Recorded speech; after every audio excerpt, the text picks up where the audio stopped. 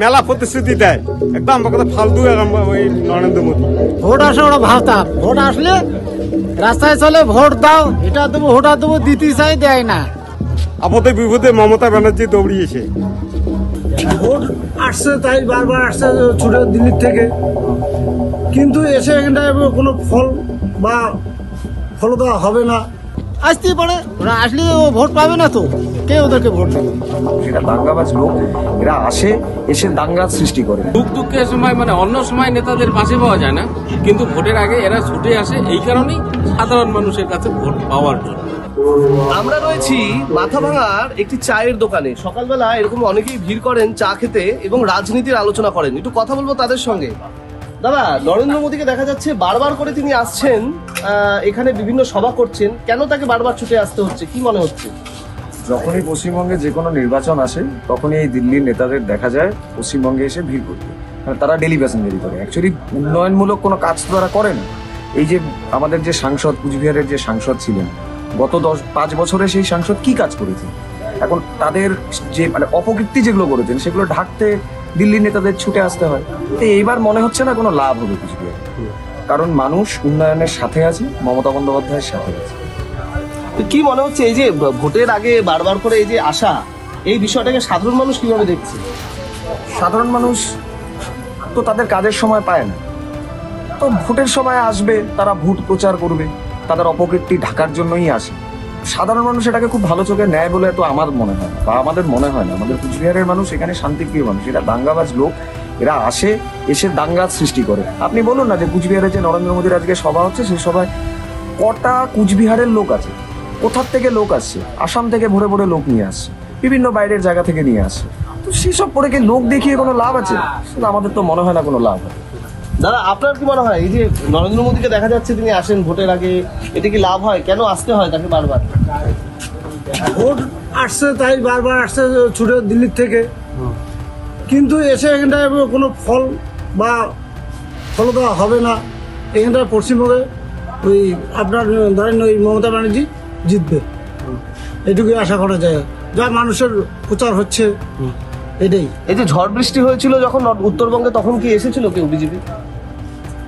এদিকে তো আসে নাই, মানে আর কোথাও মানে আসছে কি আসছে না সেটা ভালোভাবে বলতে পারবো না। একটা প্রাকৃতিক দুর্যোগ গেল, এত বড় একটা প্রাকৃতিক দুর্যোগ হলে আপনি বলুন যে সবচেয়ে বেশি এফেক্টেড এরিয়া যেটা, সেটা হচ্ছে জলপাইগুড়ি, আপনার মালবাজার, এই সব জায়গাতে, মানে মোটা কথা জলপাইগুড়ি ডিস্ট্রিক্টে সবচেয়ে বেশি আপনার এফেক্টটা হয়েছে।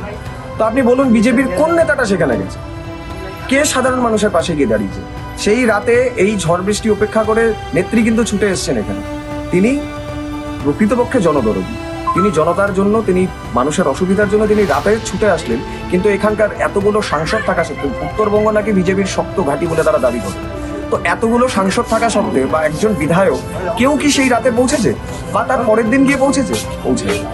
কিন্তু বিজেপি তো বলছে যে মুখ্যমন্ত্রী এসেছিলেন ছবি তুলতে, ছবি তোলা হয়ে গেছে। যারা আপনারা তো দেখছেন প্রচারতন্ত্র তো চলছে, সারা দেশ জুড়ে তো প্রচারই চলছে। সাধারণ মানুষের তো কোনো উপকার হয়নি, তো তারা প্রচারটাই চেনে, তারা জানে তারা যে কোনো কিছুতেই প্রচারই ভাববে, তারা ফটো তোলার কথাই ভাববে। তারা বলছে তারা বলুক, তাদের সাথে জনসমর্থন কি আছে? কয়েকদিন আগে উপনির্বাচনেও তো আপনারা দেখেছেন, তাদের জেতা সিট তারা জিততে পারে। এইসব এরা বলবে, এদের বলাতে কি যায়? ভোট আসলে মোদী এসে, আর না হলে ফাঁকা যায়। ওরা ওই যে দালালি চান, অন্য সময় দেখা পাওয়া যায় ভোটও নাই, টিকিটও নাগাল পাইবেন না। মেলা প্রতিশ্রুতি দেয়, একদম ফালতু ওই নরেন্দ্র মোদী। ঝড় বৃষ্টির সময় দেখা পাচ্ছেন না, একদম ফালতু। আপদে বিপদে মমতা ব্যানার্জি দৌড়িয়েছে। যখন ভোট নাই তখন ওরা ওই যে পার্লামেন্টে থাকে, ঘরে বসে থাকে। জনগণের জন্য কি কাজ করে? ও জনগণের জন্য কিছু কাজ করে না।